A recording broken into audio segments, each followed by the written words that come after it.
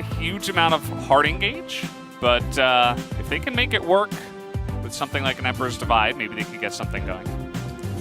And that is something that Gen G is going to have to fix. And when you fall behind against this T1 comp, which happens to a lot of teams when they're playing against T1, it's going to be really hard. As you pointed out, the lack of hard engage can be fixable when you have a decent amount of map control, but when that's gone, Faker is 1v1 pushing in a side lane, and the poke is flying around. It can be very hard to navigate this into the mid game.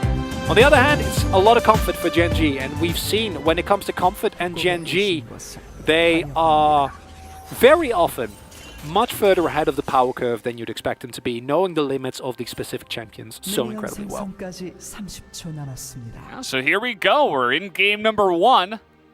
Gen G versus T1. And again, I just hope it goes more than 3 games. Even a 3-1 is okay. I'd like a 3-2. This is the big rivalry going back, way back, even when it was before Gen G, when it was Samsung, when it was SKT back then. And here we are in the current era. Gen G up against T1.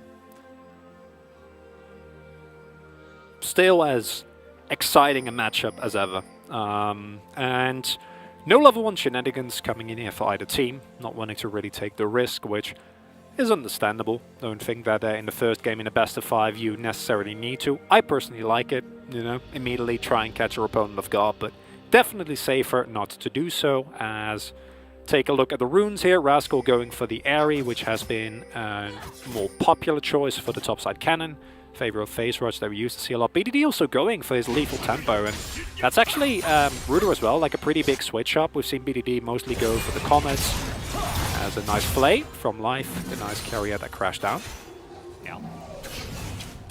And you can see here, this is actually first pick for 3 members of T1. We're seeing Kana play Renekton for the first time. I think part of that is the fact that Renekton has moved into the mid lane quite a lot in recent times, but also Faker and Keria